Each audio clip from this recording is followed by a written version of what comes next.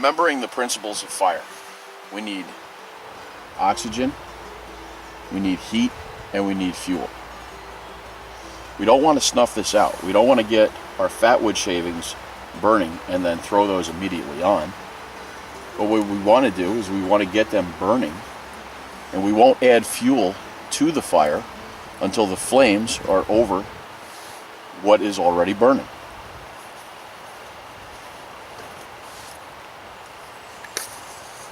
Take out our ferrocerium rod.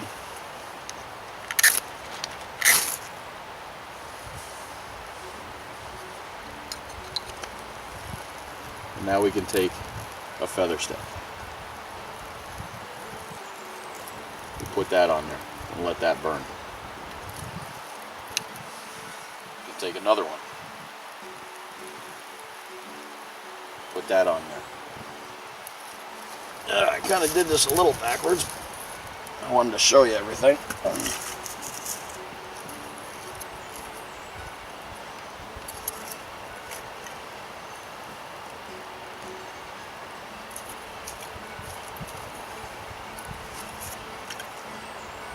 Okay, and now we can add the rest of our feather sticks.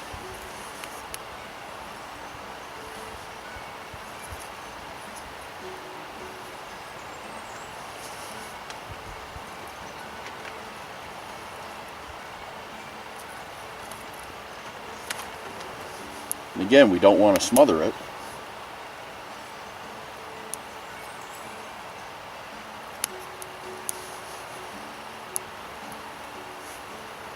But we'll just let it go.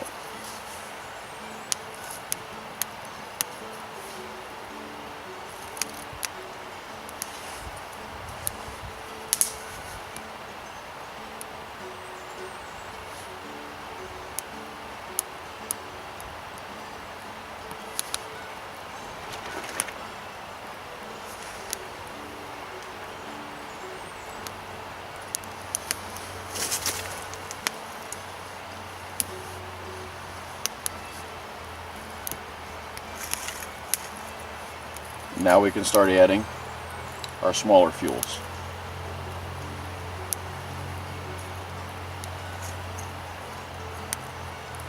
Taking our time,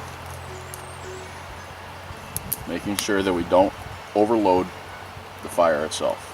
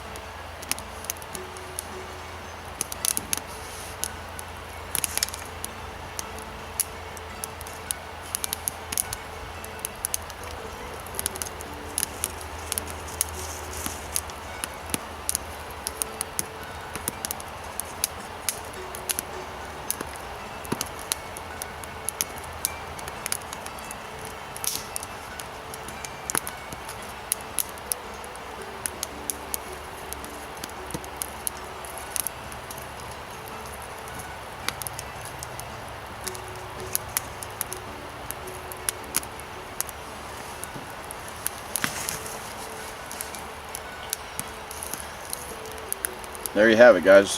One stick fire.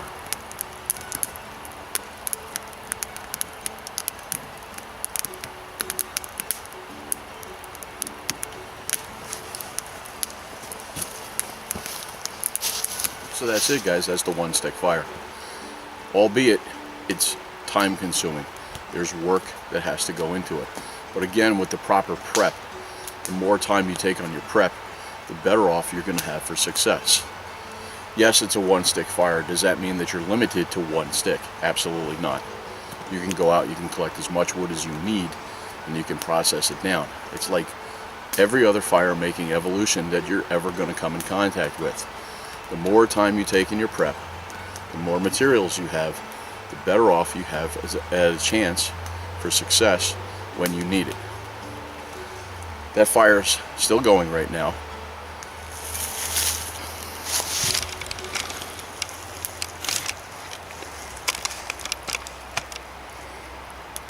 As you can see here, fire is still going.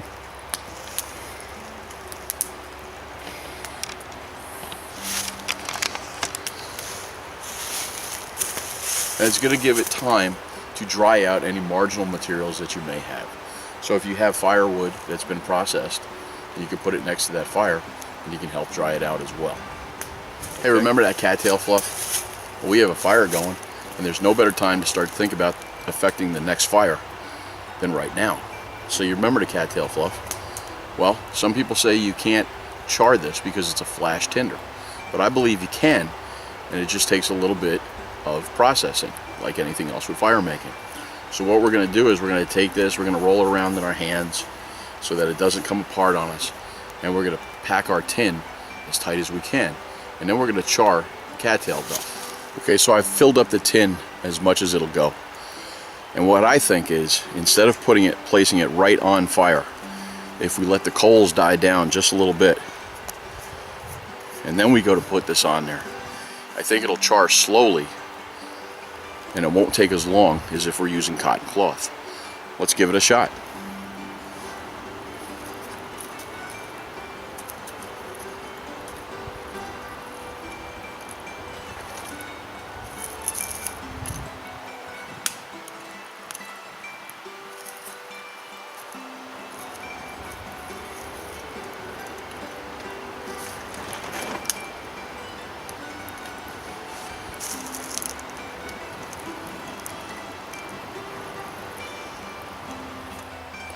Okay, so this has been on for about, I don't know, 7 minutes maybe, 7 or 8 minutes. And I want to take it off, and we're going to let it cool down, and then we're going to see what we got out of it. Again, it is more fragile than using 100% cotton, bandana, cotton material, blue jeans, anything of that nature. So let's just take it off and let it cool down.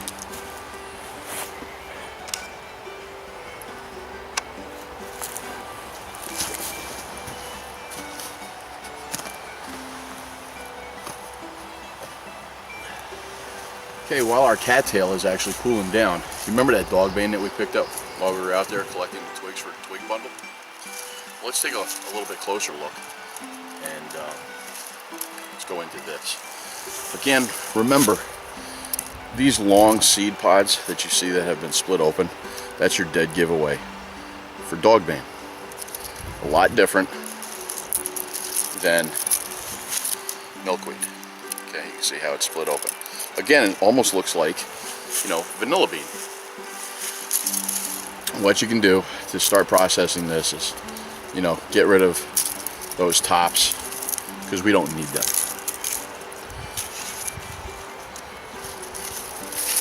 You're going to primarily want just the stalk. So.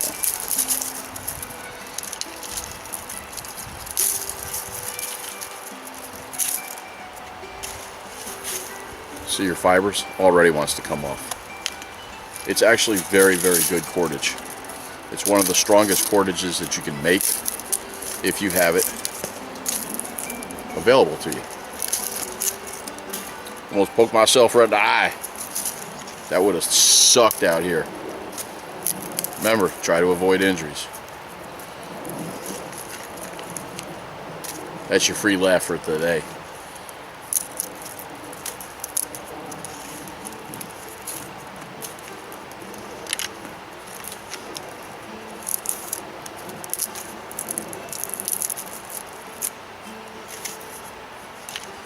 Okay, so we have our dog bane stalks. Now, some people can take this and they do what's known as retting.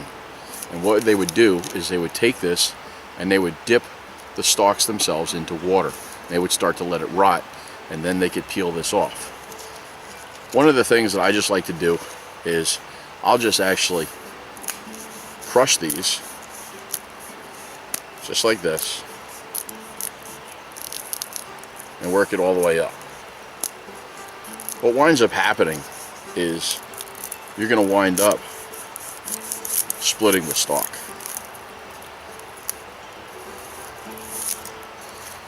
And then once you have done that, you'll actually have 4 of them.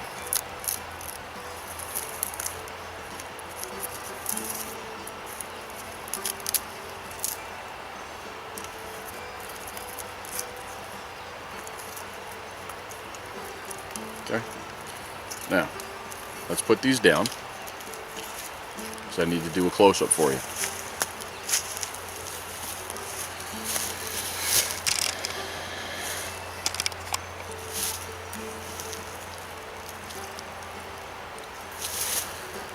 See this? All you need to start doing is to start breaking these in little increments. And as you do that, you can start to peel this off.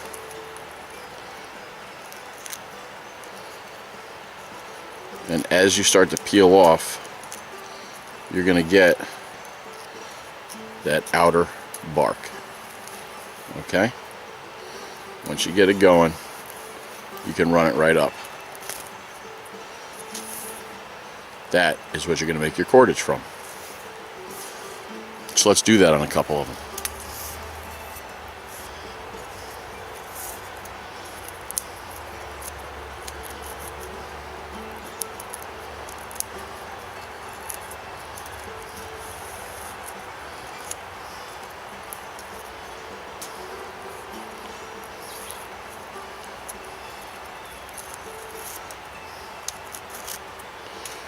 As you can see, you could actually process that down. I don't know if you can see that. There we go, right there on the strap. You can process this down as far as you want to take this. Okay, at this point, right here, this is where I like to wet it. Some people wet their jeans, some people just wet their hands. You can actually take this down to a stream and you can wet it down there. For now, what we're going to do is I'm just going to take some water from my water bottle.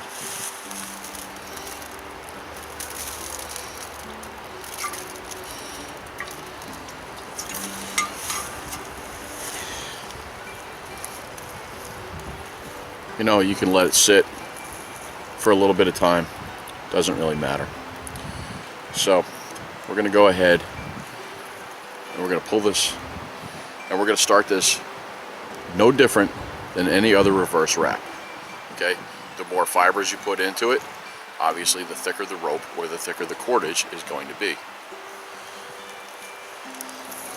So if I take this and I just put a kink in it, we could start here, just like this, and now we're going to twist away, forward, twist away, pull back.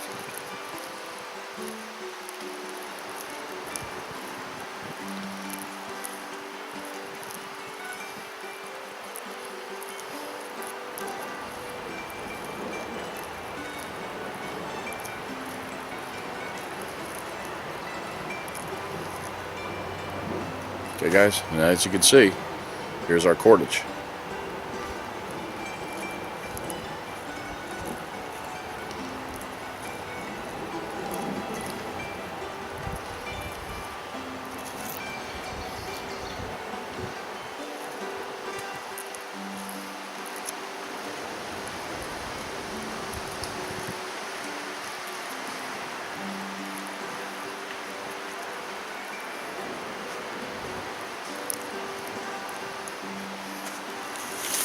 There you go, guys.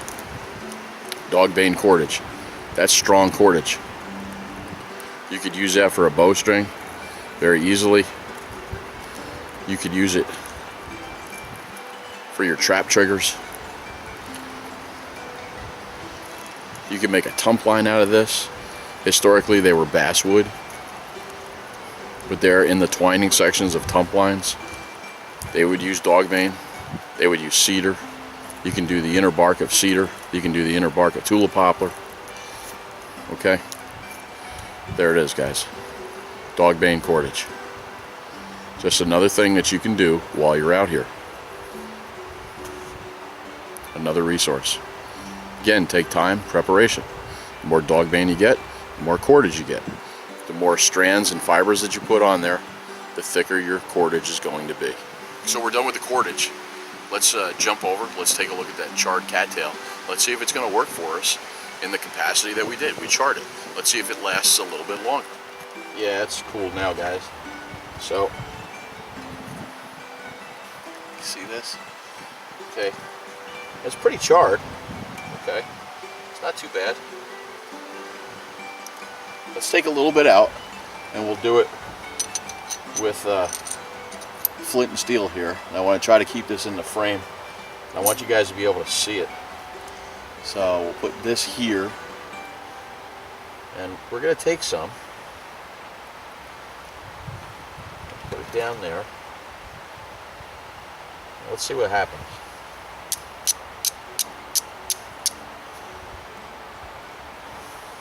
Okay, guys, actually, we have some success. Now, I'm not going to move this. I just want to zoom in.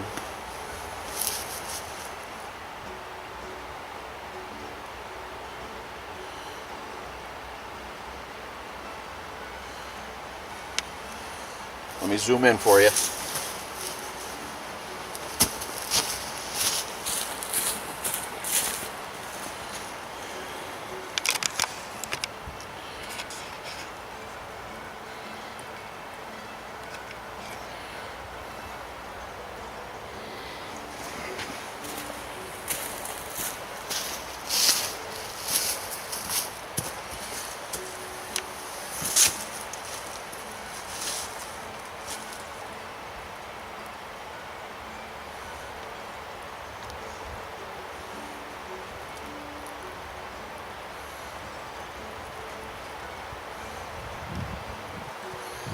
Is it the best in the world? No, it's not. However, will it hold an ember? Well, it took a spark, so it would probably hold an ember pretty good. Another good thing about it is it didn't just flash up, which is actually what we're avoiding, or what we wanted to try to avoid, because it is not in its natural form. It's a flash tinder. So this is what we want.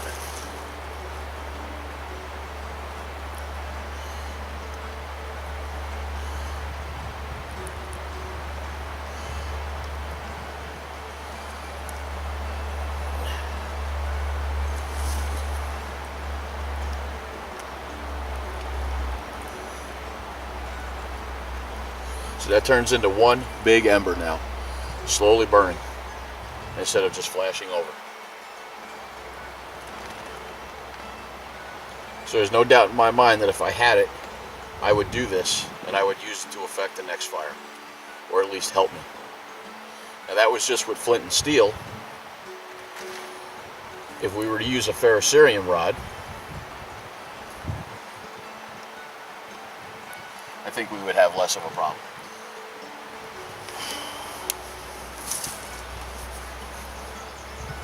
So we did that with a flint and steel, and it worked out okay. It worked pretty good. Curiosity, obviously, is always going to get the better of me. Sometimes you're not carrying a flint and steel kit. You should be carrying a ferrocerium rod. They work better. Well, let's see how it works with that.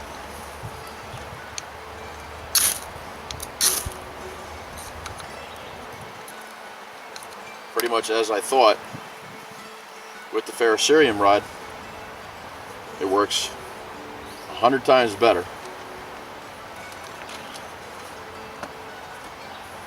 And she's already going.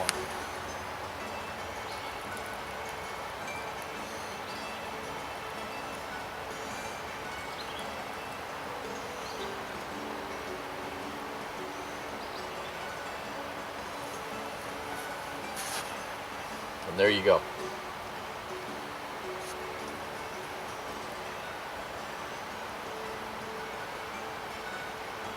Not too bad, not too shabby. I got enough there. It's still smoldering.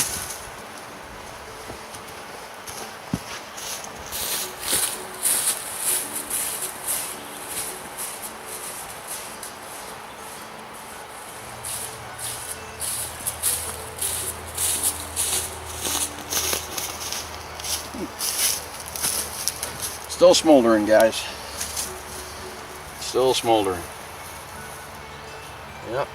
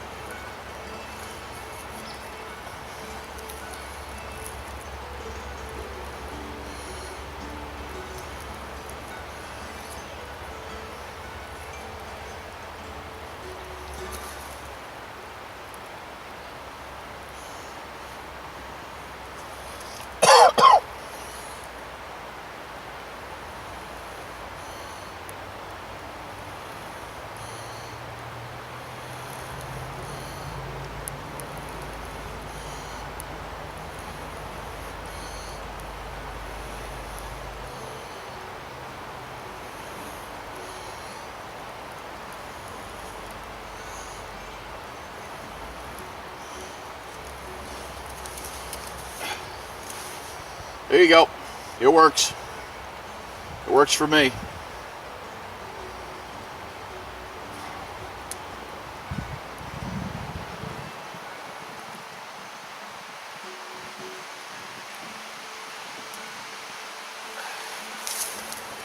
Okay, so there you go. Nothing ventured, nothing gained. We tried. We didn't leave this on as long. Do we have, you know, something that's as good as char cloth? Maybe not as good, but it's pretty darn good. And you can see how large that ember got if you were using it. Well, if you didn't have something, there's something for you to use if you find that resource. Again, another tool for your toolbox. Charred cattail fluff. That's for the non-believers. Alright guys, so what did we cover today? Well, we did a review of the Twig fire. We did a Twig bundle fire. I showed you how to effect that. I showed you how to process down and baton wood to make a one-stick fire. We did charred cattail duff.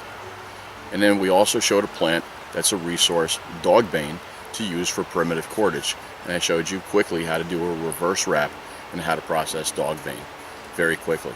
So it's down and dirty.